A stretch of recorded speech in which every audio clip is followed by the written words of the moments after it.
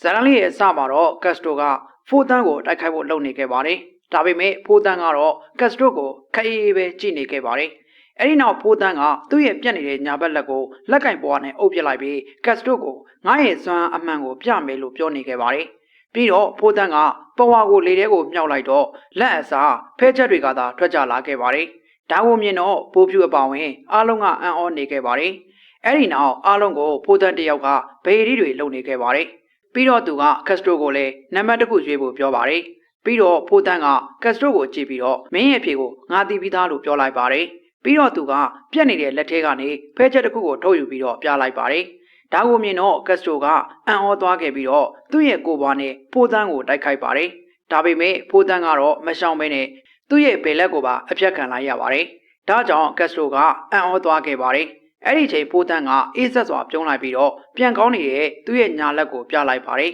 ။ဖိုးတန်းကကတ်စတိုကိုအရင်ဆုံးစိတ်တက်ကြမဲ့စကားတွေကိုပြောနေခဲ့ပါတယ်။တစ်ဖက်မှာတော့ကတ်စတိုကဖိုးတန်းတယောက်ဘလို့ခွန်းကိုတုံးနေတယ်ဆိုတာကိုမသိတာကြောင့်ထိတ်လန့်နေခဲ့ပါတယ်။ဒါကိုမြင်တော့ဖိုးတန်းကကတ်စတိုကိုမင်းကနောက်ဆုံးအယူလိုကားကုန်ပြီးတည်သွားရမှာလို့ပြောလိုက်ပါတယ်။အဲ့ဒီနောက်ကတ်စတိုကဖိုးတန်းကိုနှစ်ကိုခွဲပြီးတိုက်ခိုက်ပါတယ်။ဒါပေမဲ့ဖိုးတန်းကတော့ကတ်စတိုအစ်စ်ကိုခွဲခြားနိုင်ခဲ့ပါတယ်။ဖိုးတန်းကသူ့ရဲ့ဖဲချက်တွေနဲ့ကတ်စတိုကိုတိုက်ခိုက်ခဲ့ပါတယ်။ဒါကြောင့်ကတ်စတိုကကိုကွဲတွေထုတ်မလုပ်နိုင်တော့ပဲတတိလစ်သွားခဲ့ပါတယ်။ဒါကြောင့်ဖိုးတန်းကပြိုင်ပွဲမှာအနိုင်ရသွားခဲ့ပါတယ်။တကယ်တော့ဖိုးတန်းရဲ့လက်တွေကပြန်မကောင်းသေးပါဘူး။ဖိုးတန်းကလက်ပြက်နှစ်ချောင်းကိုပိုက်ပြီးအထဲကိုဝင်လာခဲ့ပါတယ်။အဲ့ဒီအချိန်ကောင်မလေးတယောက်ကဖိုးတန်းကိုစောင့်နေခဲ့ပါတယ်။သူမကဖိုးတန်းကိုဒဏ်ရာတွေကိုပြဖို့ပြောပြီးယူနေတာလားလို့မေးနေခဲ့ပါတယ်။အဲ့ဒီနောက်သူမကဖိုးတန်းရဲ့လက်ကိုဂွန်းချုပ်ကြီးကိုတုံးပြီးတော့ပြန်ချုပ်ပေးခဲ့ပါတယ်။ဖိုးတန်းကတော့ဒါအတွက်ပတ်စံကိုအကောင့်ထဲလွှဲပေးလိုက်မယ်လို့ကောင်မလေးကိုပြောခဲ့ပါတယ်။ပြီးတော့ဖိုးတန်းကဘန်ဂျီကန်းကိုတုံးပြီးတော့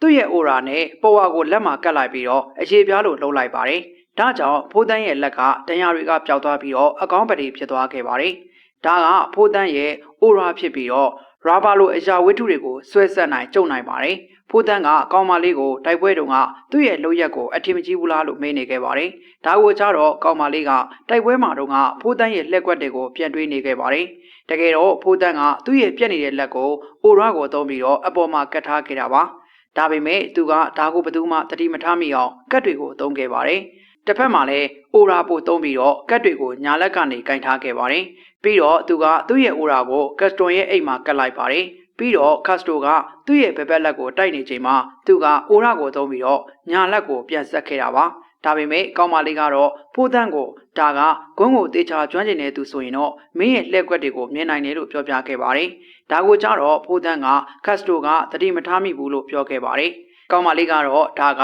ကတ်စတိုကစိတ်မတည်ငြိမ်တဲ့သူဖြစ်လို့ပြောခဲ့ပါတယ်။အဲဒီနောက်ကောင်မလေးကဖိုးတန်းကိုသူ့မှာတာဝန်တစ်ပါလာကြောင်းပြောပြပါတယ်။အဲ့ဒါကတော့လူသစ်တွေကိုလိုက်ရှာဖို့ပါ။ဒါကိုကြတော့ဖိုးတန်းကခေါင်းဆောင်ရောလာမလားလို့မေးခဲ့ပါတယ်။ဒါပေမဲ့ကောင်မလေးကတော့မသေးကြတဲ့အဖြေကိုသာပေးပြီးတော့ထွက်သွားပါတယ်။အဲ့ဒီချိန်ဘိုးဖြူကတော့ဂွန်းစီကိုပြန်လာပါတယ်။ဂွန်းကတော့ဘိုးဖြူကိုတိုက်ပွဲကြောင်းကိုမေးနေခဲ့ပါတယ်။ဒါကြောင့်ဘိုးဖြူကတိုက်ပွဲကအရန်ကိုလမ်းကြောင်းပြောပြီးတော့ငါတို့နန်းကိုထက်လေးချင်းရအောင်လို့ဂွန်းကိုပြောလိုက်ပါတယ်။တစ်ဖက်မှာတော့ကောင်မလေးကဖိုးတန်းရှိတဲ့နေရာကိုမော့ချပြီးတော့ထွက်သွားပါတယ်။အဲ့ဒီချိန်ဖိုးတန်းကရေချိုးနေရာကနေထွက်လာပြီးသူ့ကြောကတက်တူအတုကိုခွာပြစ်လိုက်ပါတယ်။ပြီးတော့သူကဂွန်းတို့ကိုမြင်အောင်ပြီးတော့အခုကအမဲလိုက်ချိန်ပဲလို့တီတိုရေချိုးနေခဲ့ပါတယ်။တကယ်တော့ဖိုးတန်းက Phantom Group အဖွဲ့ဝင်မဟုတ်ပါဘူး။သူက Phantom Group ကိုသာသူ့ရဲ့ရွေချက်အတွက်အသုံးချခဲ့တာဖြစ်ပြီးဒီနေ့ပိုင်းလေးကတော့ဒီမှာရင်ပြီးသွားခဲ့ပါတယ်။အားလုံးကိုအထူးပဲကျေးဇူးတင်ပါတယ်ခင်ဗျာ။